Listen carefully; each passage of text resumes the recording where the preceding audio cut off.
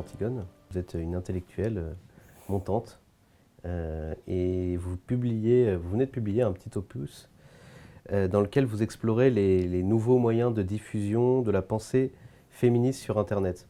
Alors évidemment, on va parler de ce livre, ce petit livre, enfin c'est un petit livre mais un livre riche.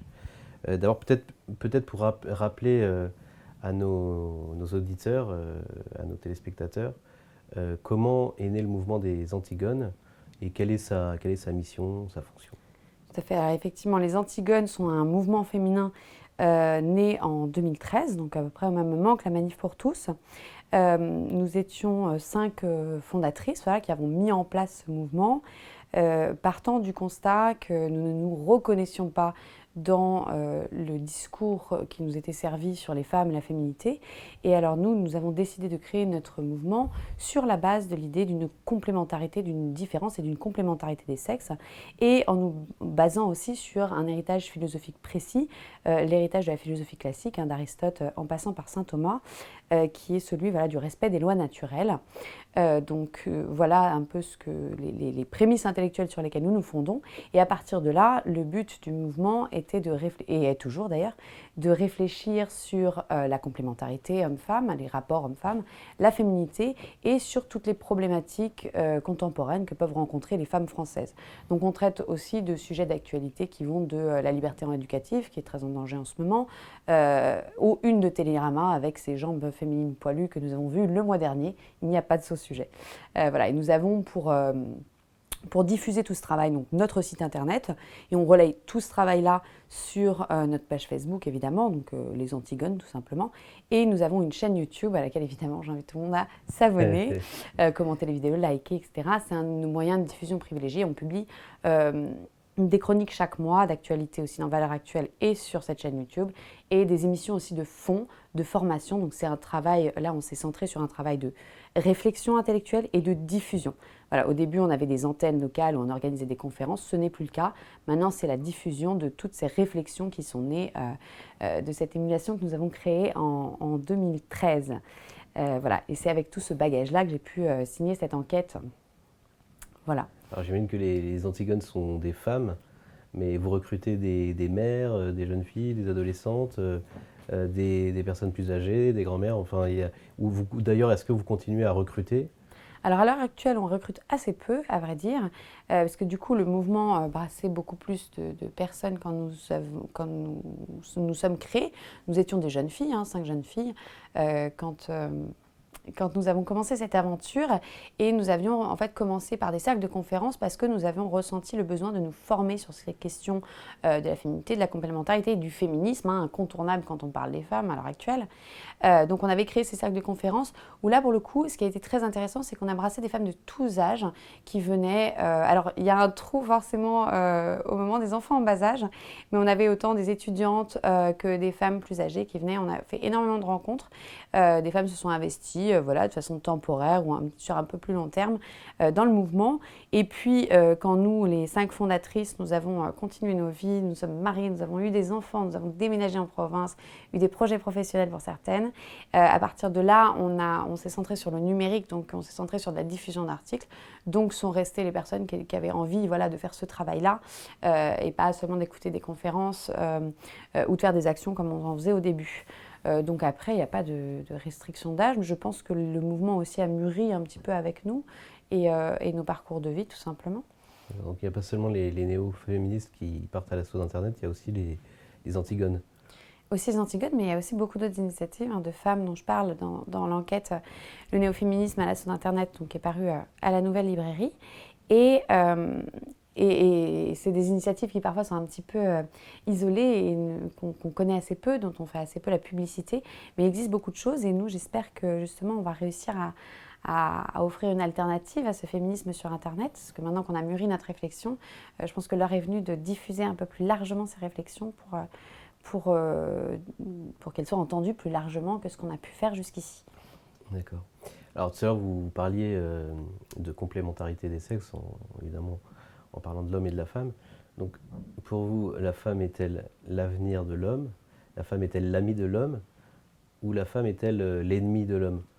Alors, aucun des trois, mon bon monsieur. Ah bon. Non, en fait, cette idée de complémentarité, elle se base justement sur l'idée d'une réciprocité. Alors là, je vais vous renvoyer directement aussi, parce que je pourrais en parler des heures, à deux émissions qu'on avait publiées justement sur ce sujet de la complémentarité sur notre chaîne YouTube, qui développent un petit peu toutes les bases philosophiques et toutes les notions philosophiques qui sont utiles pour penser justement ce rapport entre les sexes. Donc l'homme et la femme se situent dans une humanité partagée et ils ont cette différence qui est la sexuation. Il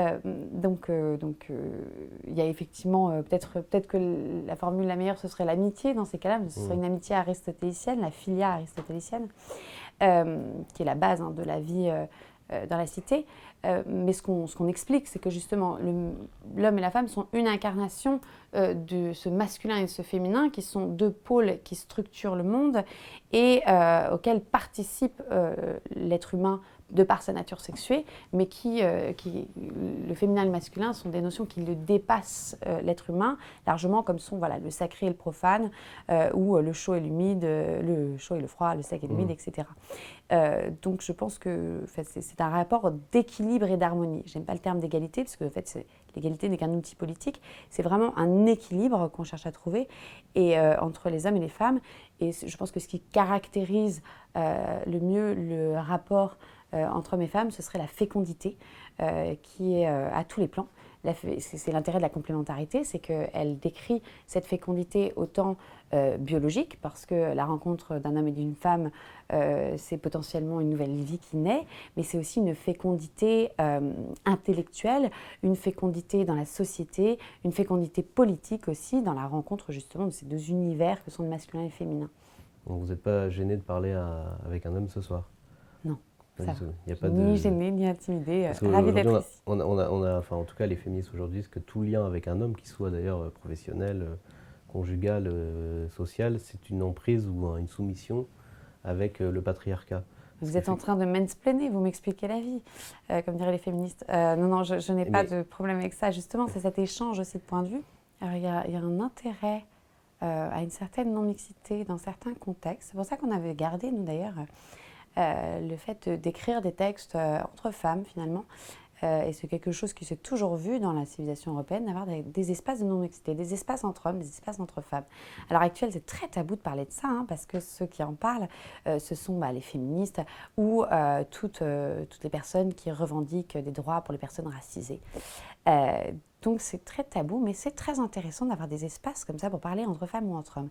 Mais s'il n'y a pas de rencontre, après, cet entre-soi ne sert à rien.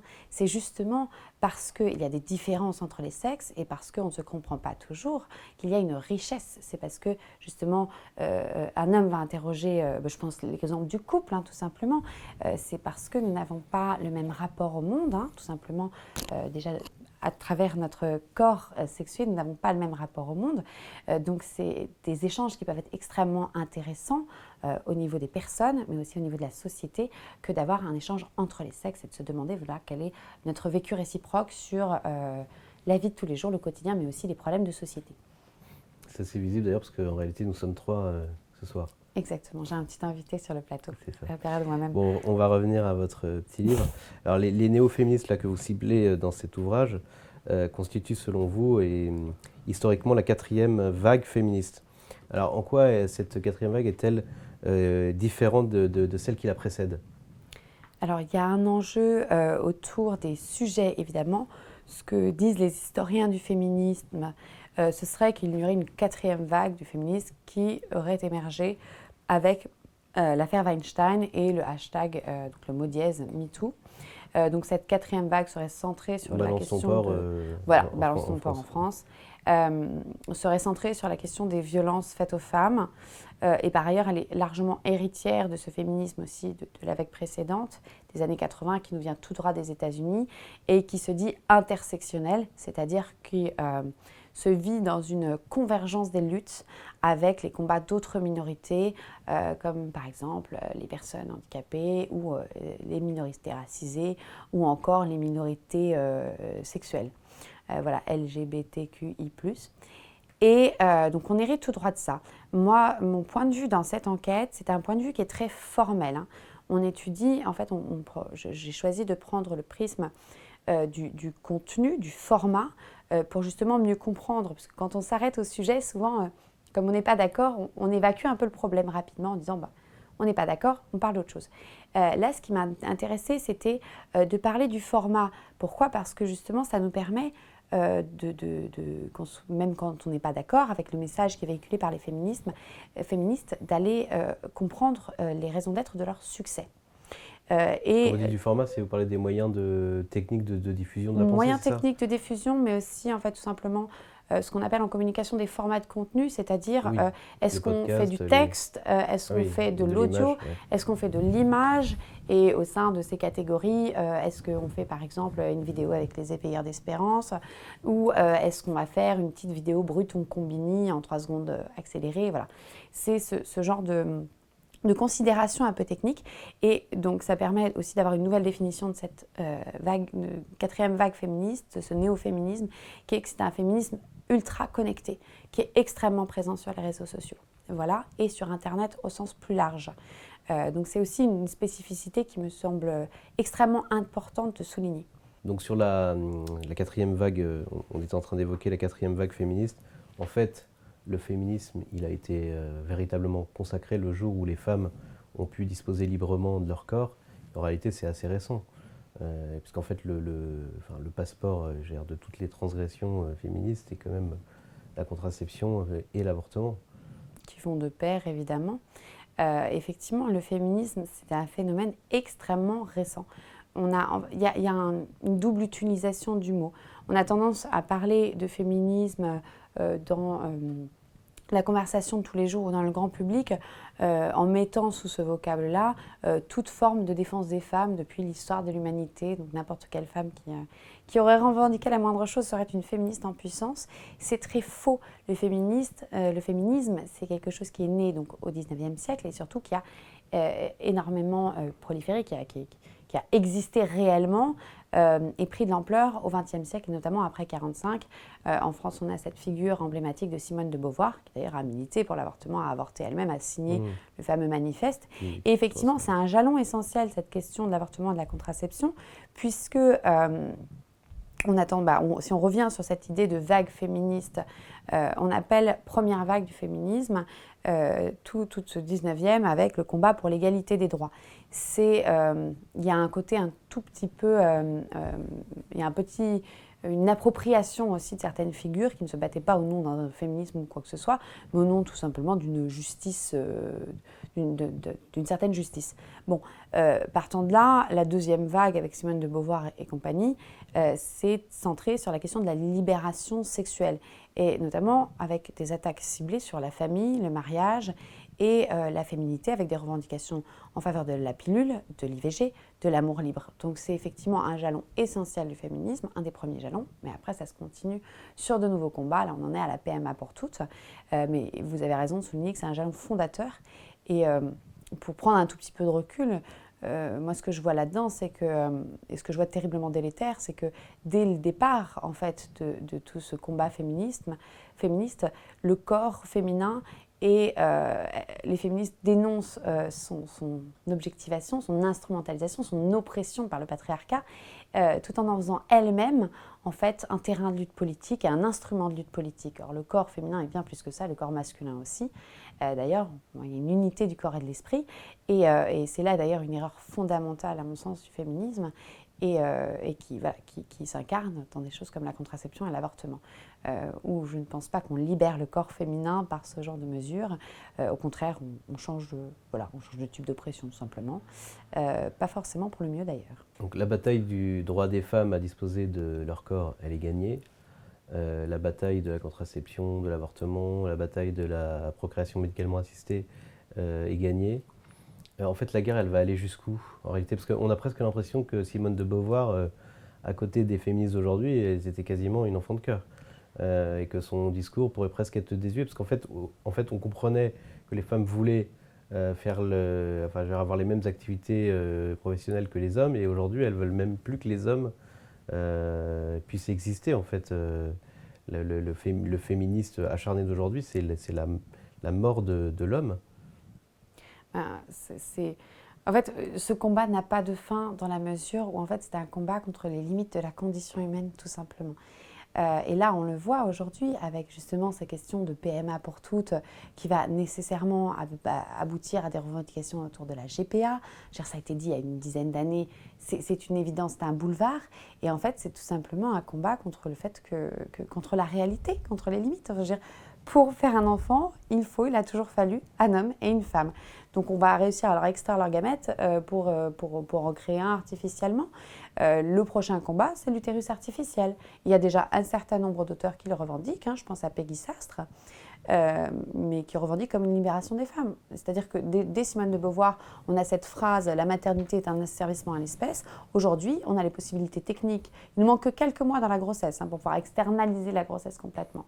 Donc ce combat-là, il n'a pas de fin. Et ce combat-là, c'est effectivement un combat qui relève aussi d'une certaine forme d'orgueil aussi, et d'illusion, qui est pour certaines féministes de se libérer, d'exister sans les hommes. Mais en fait, c'est totalement aberrant dans la mesure où on déséquilibre un ordre du monde. C'est ce que je disais tout à l'heure, en termes symboliques, philosophiques, anthropologiques, le monde, l'ordre social repose sur cet équilibre entre hommes et femmes à tous les niveaux. Donc ce combat, il est fallacieux depuis le départ. Il mène à un chaos intellectuel, à un chaos politique, à un chaos social, mais par ailleurs, de toute façon, ces revendications n'ont pas de fin. C'est là où je pense qu'une première réponse, d'ailleurs, à ce combat-là, c'est de revenir à la racine et de redire pourquoi c'est important, en fait, d'avoir cet équilibre entre hommes et femmes, pourquoi la complémentarité est essentielle autant à un équilibre des hommes et des femmes au quotidien que essentiel à un ordre social et politique serein. Et parce qu'il faut en finir avec ces revendications qui n'auront jamais de fin. Voilà. Alors le prochain combat sociétal dont on parle beaucoup, c'est celui de la GPA. Alors justement, la GPA, est-ce que c'est pas un caillou dans la chaussure des féministes? Parce qu'il n'y a pas plus asservissement du corps de la femme que la gestation par une autre femme. Là, on va trouver quelques exemples pour exalter la liberté, l'altruisme. C'est déjà fait dans des reportages. Par exemple, sur la question de la pornographie, on trouve des féministes qui sont extrêmement anti-porno, etc. Et on trouve des féministes pro-sexe qui expliquent qu'il faut juste faire du porno féminin et tout ira mieux. Donc, de toute façon, on trouvera un moyen de le justifier, puisque l'enjeu n'est absolument ni la PMA, ni la GPA, ni voilà. L'enjeu de fond, c'est de repousser les limites de la nature, tout simplement. Les féministes ne sont pas à une contradiction près, quelles que soient les différentes mouvances féministes, il y en a beaucoup. Puis il y a des débats entre féministes, donc il y aura toujours des femmes des féministes pour se battre contre la GPA, comme il y en aura pour la revendiquer. Et je rebondis un peu aussi sur ce que vous disiez tout à l'heure, ces combats, la soi-disant libération du corps féminin est censée être acquise. Mais quelle libération? Est-ce que la contraception, d'être dans une prison chimique, ça n'a rien d'une libération, c'est aussi là où il faut désamorcer une rhétorique qui est erronée, une rhétorique qui induit en erreur aussi des femmes qui n'ont pas forcément de formation sur ces questions-là et qui tombent sur ces messages féministes. Tout ça n'a rien d'une libération, c'est-à-dire qu'on le voit très concrètement. Les gens qu'on va interroger dans la rue vont être facilement choqués par la question de la GPA aujourd'hui. Mais en fait, si on met le doigt sur le mécanisme même de la contraception, c'est faire taire toute une dimension fondamentale du corps féminin par la technique, en fait. On demande aux femmes de ne pas être des femmes pour être des femmes. C'est totalement aberrant. C'est une autre forme d'aliénation, en fait. Et il y a effectivement un paradoxe. Les femmes, avec la contraception et l'avortement, elles souffrent d'une autre forme d'aliénation. Donc il y a une incohérence intellectuelle qui est très claire. Et en fait, c'est peut-être le réel qui va finalement gagner contre les féministes, parce que c'était aussi la promesse du bonheur. Et en réalité, on voit 50 ans après les dégâts qui sont absolument considérables. Et en fait, ce soi-disant progrès n'a apporté que du malheur à des milliers, des centaines de milliers de femmes et de familles. Et c'est là où c'est très intéressant cette question de la contraception, parce qu'on commence déjà à avoir une réaction, et des réactions de milieux très divers. C'est-à-dire qu'il y a une réaction évidemment de tous les milieux catholiques sur la question de la contraception, puisqu'il y a des directives assez claires de l'Église avec des encycliques comme Humanae Vitae qui sont passionnantes. Mais il y a aussi une contestation de la contraception qui vient d'autres milieux, qui vient de femmes qui n'ont absolument rien à voir avec ça, notamment des milieux plus écologistes. Il y a toute une dimension féministe aussi de refus de la pilule en disant, bah voilà, une envie de retour justement au féminin. Donc ça se vit plus outre-Atlantique chez les Américains, où il y a toute une mouvance, là pour le coup très essentialiste et pas d'une bonne façon, d'empowerment féminin autour de retour à tout ce qui fait la féminité. Donc on exalte la maternité, on exalte le cycle féminin, etc., de façon à faire quasiment des hommes et des femmes des espèces séparées. Bon, je ferme là cette parenthèse. Il y a une contestation à plusieurs niveaux sur cette question de la contraception, et c'est très intéressant parce qu'elle part du vécu des femmes et pas seulement justement d'arguments intellectuels. Ce qui est très intéressant avec la perspective catholique, c'est qu'on a une véritable foule d'arguments vraiment anthropologiques qui sont pour un certain nombre pas seulement du ressort de la foi, mais qui peuvent être valides dans d'autres contextes. Et puis dans les revendications des milieux plus écologistes, pour résumer de manière un peu caricaturale, on va partir du vécu des femmes et on va être sur des arguments beaucoup plus de vécu, des arguments concrets qui vont peut-être parler plus facilement à une majorité. Quand on fait se rejoindre les deux, on a un argumentaire massue, on a un bulldozer pour se créer un boulevard sur ces questions-là. Nous, on a beaucoup aussi évoqué ces sujets et en prenant un petit peu à tous ces argumentaires, encore une fois, c'est des éléments qu'on trouve autant sur notre site que sur notre chaîne YouTube, pour justement pointer du doigt le faisceau en fait, d'oppression, pour reprendre les termes de l'adversaire, que représente la contraception, qui est autant une oppression idéologique de la part des féministes qui font, comme je l'ai dit tout à l'heure, du corps un outil politique, un terrain de lutte politique. Et puis, il y a également un certain nombre d'oppressions qui viennent du système politique et du système du modèle de société qu'on vit à l'heure actuelle, qui est donc la société, enfin, le capitalisme érigé en modèle de société et plus seulement en modèle économique, qui est très content de la contraception parce que ça rend les femmes disponibles sur le marché du travail, parce que ça va avec d'autres phénomènes comme effectivement l'avortement pour raison économique. On en connaît un certain nombre, des femmes qui subissent des pressions pour avorter de la part de leur entreprise, et direct ou indirect. La congélation d'ovocytes proposée par Facebook à ses employés, c'est un autre exemple. Et c'est pour ça que l'approche écologique, je trouve qu'elle est intéressante. Nous, on parle aujourd'hui de retour à peut-être un respect du corps de la femme, un respect du cycle naturel. On voit bien que, par exemple, la stimulation ovarienne, quand vous parliez de la congélation des ovocytes, tout ça, en fait, ça se fait, enfin, une PMA, en fait, on ne le dit pas, mais c'est extrêmement violent, surtout pour la femme, pas pour...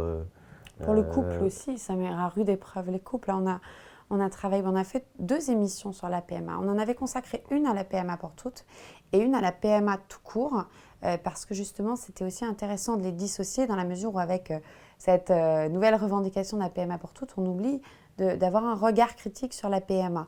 Et loin de moi l'idée de juger les gens qui y ont recours, parce que tout simplement, moi, ce que je dénonce, ce qu'on dénonce avec Antigone, c'est le fait que ce soit proposé comme solution unique. Pourquoi ?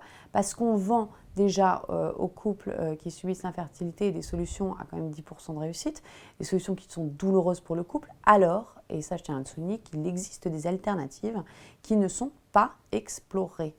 Et pourquoi ? Parce que la PMA a une rentabilité, parce que la PMA est un marché qui se fait au détriment des couples, des femmes et des couples et de la fertilité des couples. C'est-à-dire que dans un certain nombre de domaines de recherche curatifs possibles pour les questions d'infertilité, il y a la naprotechnologie qui fait un énorme travail sur la question des équilibres hormonaux. Il y a des solutions en naturopathie qui pourraient être explorées d'un point de vue allopathique, parce qu'il y a des solutions, il y a des résultats empiriques concrets bien réels.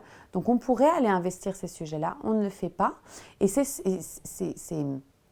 ces domaines de travail permettraient non pas de fabriquer un bébé sur mesure pour des couples, avec là, les dérives qu'on peut imaginer, la PMA pour toutes, mais aussi tout l'eugénisme qui peut aller avec, mais de restaurer une fertilité dans le couple qui pourrait alors avoir 1, 2, 3, 4, 5 enfants, peu importe.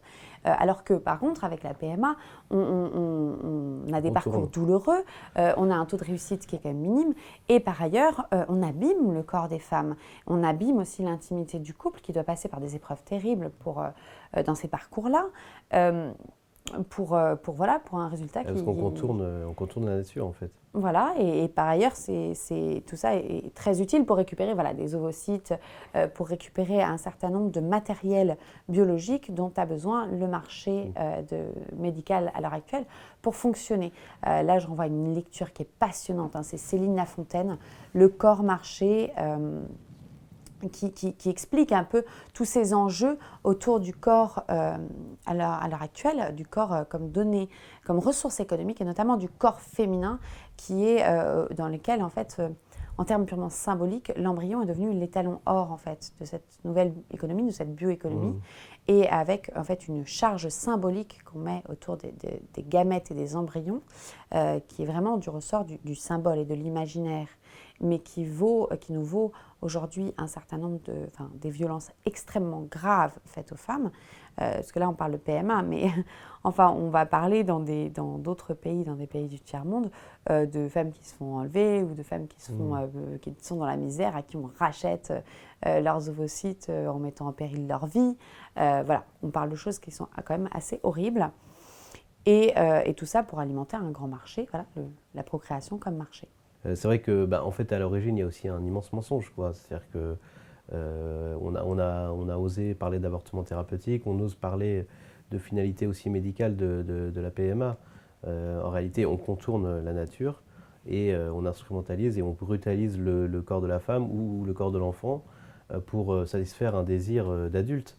Et en fait, c'est ce mensonge on voit bien, qui est à l'origine de ces immenses drames et de ces malheurs que vivent nos sociétés modernes depuis plus de 50 ans. Oui, le grand tabou derrière cette question de la PMA, c'est l'infertilité de masse des populations européennes. Ça, on ne le dit pas. On fournit des solutions clés en main qui sont délétères pour le corps des femmes, et par contre, la stérilité de masse, on n'en parle pas et on n'apporte aucune solution à ça. Alors, moi, ce qui me frappe souvent dans ces pensées des minorités, et notamment de celles des féministes, c'est qu'il y a une incohérence intellectuelle qui est incroyable, et notamment parce que le grand paradoxe, mais aussi le grand scandale aujourd'hui des discours féministes, c'est que lorsque le prédateur masculin vient des pays du Sud, pour le coup, on lui trouve toutes les excuses du monde, car il est allié en fait aux minorités raciales. Et en fait, le combat féministe aujourd'hui, c'est un combat que vous décrivez vous-même dans ce livre comme un combat intersectionnel. Est-ce que vous pouvez préciser un peu ce que vous voulez dire par là ? Alors, le féminisme français aujourd'hui a adopté donc cette grille de lecture américaine qui est la convergence des luttes des minorités. Ce que je disais en introduction, où les femmes, étant une minorité opprimée, doivent nécessairement se montrer solidaires de toutes les autres minorités opprimées. C'est-à-dire que du coup, les femmes doivent être solidaires des Noirs, doivent être solidaires des lesbiennes et des homos, doivent être solidaires des personnes handicapées, ce qui crée quand même un petit problème quand l'un de ces groupes tape sur l'autre ou crée qu'il y a une bisbille entre ces groupes, puisqu'il y a une solidarité nécessaire. Puisque tous ces groupes sont des groupes opprimés qui devraient se révolter ensemble contre l'homme blanc, hétéro, cisgenre, etc., etc.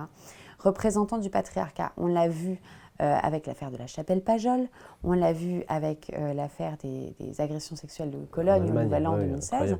Alors là, les féministes, on n'y a plus rien, il n'y a plus personne. Voire même, dans certains cas, on renvoie la balle en disant oui, mais c'est une minorité d'agression, etc., etc. La faute n'est pas à la couleur de l'agresseur, c'est du racisme que de dire ça. Il y a une vérité et il y a une confusion. C'est-à-dire qu'elles se battent avec des arguments qui ne sont pas faux, elles font de la rhétorique. Quand elles disent que le harcèlement de rue est un phénomène minoritaire dans les violences faites aux femmes, En fait, c'est vrai statistiquement. Et du coup, elles s'appuient sur des statistiques qui sont très vraies. Sauf que du coup, dans ces statistiques, elles amalgament une insulte dans la rue, du harcèlement au travail, des violences intrafamiliales, etc. pour justement pouvoir noyer le poisson et focaliser l'attention sur ce qui les arrange, elles.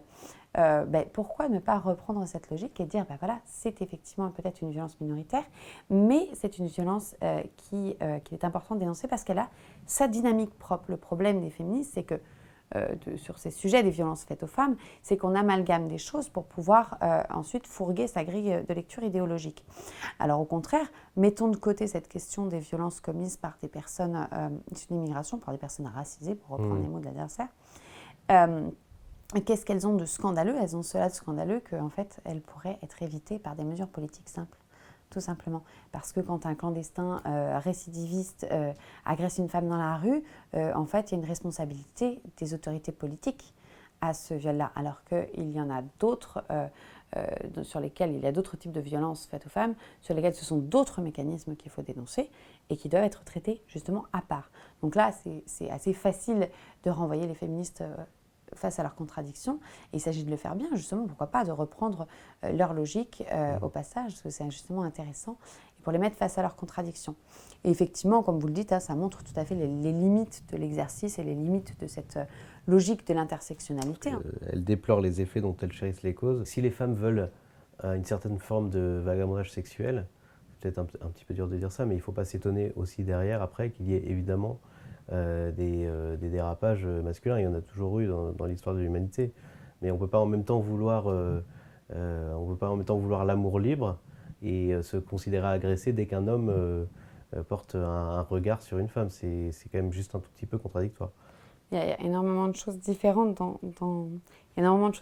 ce que vous dites. C'est-à-dire qu'il y a à la fois des revendications féministes qui relèvent d'une conception erronée de la liberté. C'est-à-dire, je veux être maîtresse de mon destin, pleinement maîtresse de mon destin. Je décide que la famille, étant donné que je dois la prendre en compte dans mes décisions, que ce soit directement par un dialogue avec le père, le mari, peu importe sur le moment de vie, ou que ce soit indirectement parce que j'ai charge d'âme, parce que je suis liée à des gens autour. Donc on ne peut pas se libérer impunément de ça et ensuite regretter la solitude dans laquelle se retrouvent les femmes aujourd'hui. Après, il y a la question effectivement des comportements sexuels, où là on confond aussi beaucoup la perspective, une liberté... on confond le moral et le politique, pour reformuler, c'est-à-dire que en termes politiques, il est normal d'accorder une liberté à chacun, etc. Il est aussi normal de favoriser politiquement des unions qui assurent la pérennité de la société, c'est-à-dire que assurer à la liberté de chacun de faire ce qu'il veut de lui-même, donc ne pas punir des comportements sexuels X ou Y parce qu'ils seraient amoraux ou nocifs, etc. D'accord. C'est de l'ordre de la liberté de chacun. Par contre, il est nécessaire que le politique favorise des formes d'union qui assurent donc sa pérennité, sa stabilité, donc nécessairement l'union d'un homme et d'une femme, puisque c'est ce qui va assurer le renouvellement des générations, la pérennité de la société, et nécessairement des unions qui durent dans le temps, donc à travers en Europe le mariage monogame et la fidélité dans le mariage. Voilà, c'est intéressant pour ça de se former sur des principes politiques pour comprendre ce qu'on doit laisser aux politiques, pourquoi le politique a le droit de discriminer entre des formes d'union, pourquoi c'est justifié. Et c'est pas juste, la question du mariage homosexuel par exemple, ce n'est pas juste parce que le mariage homosexuel va ouvrir des revendications comme la PMA pour toutes ou la GPA qu'il est nocif, c'est parce que effectivement c'est contradictoire tout simplement avec la notion même de mariage et avec la vocation même du politique, que d'accepter comme équivalente des unions qui consacrent l'ordre naturel des choses, qui permet la pérennité de la société, et ce qui est de l'ordre d'un choix de vie personnel. Donc ça, c'est une question très intéressante que je développais dans un autre texte, un texte que j'avais publié dans le dernier numéro de la revue Crisis, qui est consacré à l'amour et dans lequel donc moi je me suis intéressée à l'articulation entre amour et politique. C'est un très gros enjeu à l'heure actuelle sur lequel c'est parfois très difficile de démêler les fils. et notamment justement avec ces confusions entre la question de l'amour, la question de la sexualité, parce que c'est pareil, sur la question des unions homosexuelles, on a une confusion entre amour, attachement et sexualité. Ce sont deux choses qui, bien qu'elles aient vocation à être liées dans la vie d'une personne, sont à traiter différemment par le politique. Voilà. Et puis il y a la question effectivement des dérapages, le mot est mauvais, de toutes les agressions, tous les crimes et délits sexuels, où rien ne peut justifier le fait qu'une personne en agresse une autre. Donc là, le politique a le devoir justement d'avoir un panel de crimes, de peines et châtiments, justement pour ce genre de crimes et délits qui sont assortis qui donnent un poids symbolique à ces agressions. Moi, ce qui me choque aussi à l'heure actuelle, c'est la légèreté des peines pour tout ce qui est agression sexuelle. Parce que les prisons sont pleines, les délinquants sexuels sont relâchés au bout d'1 an, 2 ans, ce qui donne un message à la société, ce qui donne un message aux femmes, qui est que, en fait, c'est pas très très grave qu'on les viole. Mais c'est scandaleux, c'est choquant. Quand on sait le tarif qu'il en coûtait à certains de nos ancêtres de toucher, de regarder, même d'injurier une femme, et parfois dans certaines sociétés, injurier une femme libre, attention, il y a quand même une différence, pouvait coûter aussi cher que le meurtre d'un homme en termes de punition. Ça donne un message quand même qui est tout autre que oui, donc monsieur aura 2 ans, mais avec sursis et puis aménagement de peine, etc., comme on l'a à l'heure actuelle. Et puis, il y a donc tout ce domaine politique, et puis il y a tout le domaine du savoir-vivre, de la morale, qui là est censé être des choses non dites, des accords tacites au sein d'une société, des choses qui se font en fait par le fait de vivre ensemble et de partager un certain nombre de valeurs et une vision du monde, et qui ne peuvent pas être traitées par les lois. Sauf qu'on a un gros problème avec ça à l'heure actuelle, c'est qu'on n'a plus de commun. Donc comment est-ce qu'on peut développer un savoir-vivre quand on n'a plus rien en commun avec nos voisins? Donc forcément, c'est là où on se retrouve avec des rhétoriques qui peuvent être parfois très délétères, cette fille-là, voilà, on va la rejeter à cause de la longueur de sa jupe, elle s'habille comme une pute, voilà, parce que tout simplement nos codes sociaux dans nos milieux vont être une certaine longueur de jupe, vont être un certain nombre de codes vestimentaires que cette fille-là, dans son milieu social, n'aura pas. Donc elle n'a pas les moyens de faire société, pour utiliser des termes modernes, avec d'autres groupes, tout simplement parce qu'elle n'en a pas les codes. On se prive aujourd'hui des moyens, avec le délitement de la société, de justement avoir des rapports policés entre hommes et femmes, parce qu'on n'est plus capable de trouver des règles de vie communes simples et efficaces qui marchent pour tous et qui paraissent à peu près fonctionnelles à tous. C'est une des conséquences graves de justement avoir balayé comme étant un instrument d'oppression des classes et d'oppression patriarcale des choses comme le savoir-vivre ou l'étiquette, etc., qui sont voilà, depuis Bourdieu des instruments d'oppression et des instruments pour perpétuer voilà, une hiérarchie sociale qui serait terrible. Le problème, c'est quand on se passe du savoir-vivre, quand on se passe de toute cette courtoisie, et ben, on se retrouve avec des gens non civilisés, des animaux en face de nous, hommes ou femmes. Et ça donne effectivement des petits problèmes de vie commune. Ça pourrait presque être une conclusion, mais je pense qu'en fait aujourd'hui, peut-être le travail des Antigones serait dans l'avenir de réhabiliter peut-être l'homme, tout simplement le rôle de l'homme et de la complémentarité qu'il offre évidemment à une femme. Mais c'est vrai d'ailleurs en famille, mais comme dans une entreprise, parce qu'on voit bien que dans une équipe exclusivement féminine en général, il y a un déséquilibre aussi en fait, et donc il faut pas se mentir, en fait ça marche bien toujours que quand les choses sont équilibrées, et c'est vrai dans tous les domaines de la vie. Bon, on est obligé évidemment de conclure cet entretien passionnant. Alors c'est vrai que moi je suis pas très inquiet parce qu'en fait on parle de minorités.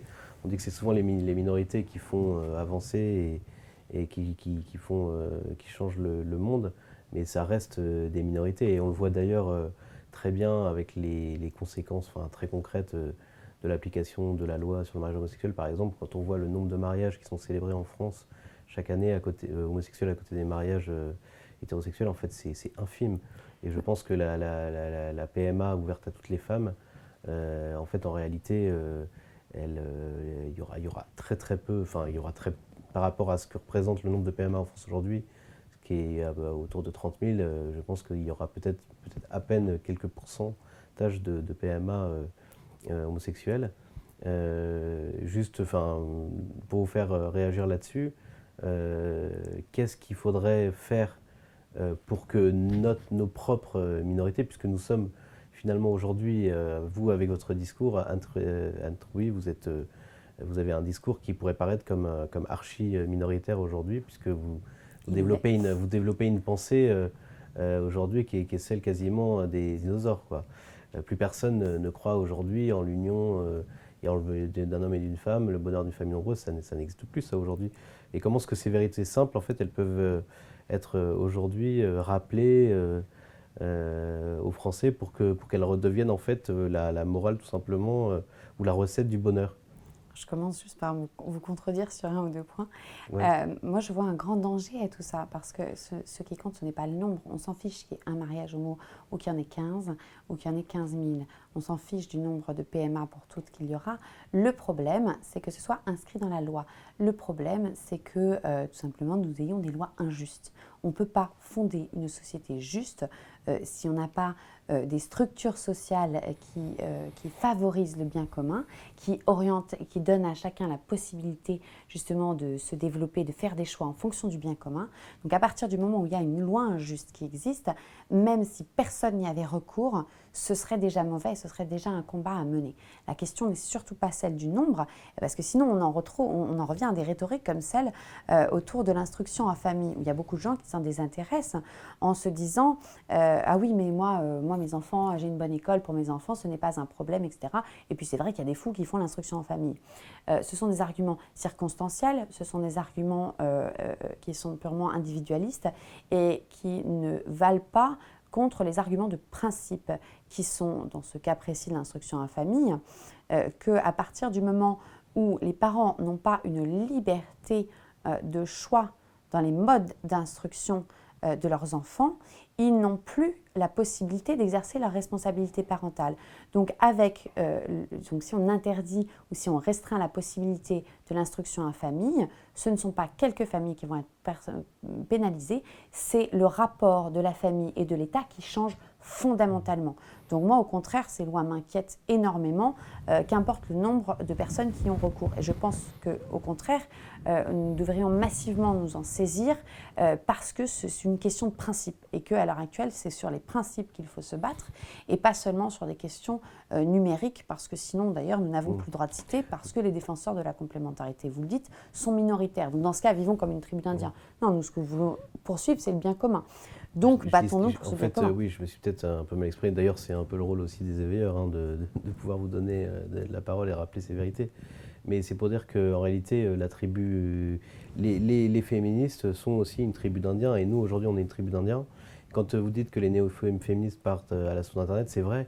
Mais en fait, nous aussi, on doit le faire. Je veux dire, Internet n'est pas réservé aux néo-féministes. En fait, le web a ses propres lois, son propre règlement, ses algorithmes, et qui aujourd'hui, on le voit bien, sont capables de supprimer simplement le compte d'un homme ou d'une femme politique. Il faut que nous puissions aussi, à la place de ces minorités, demain, faire la loi. Il ne faut pas qu'elle soit réservée justement à ces minorités qui sont en train qui sont en train de proposer des lois qui seront à l'origine des pires désordres de la société dans laquelle vivront nos enfants demain. Je vous rejoins sur le fait que effectivement, ces idées-là, elles sont minoritaires. C'est-à-dire que c'est un groupe, ce sont des groupes minoritaires de militantes qui les poussent.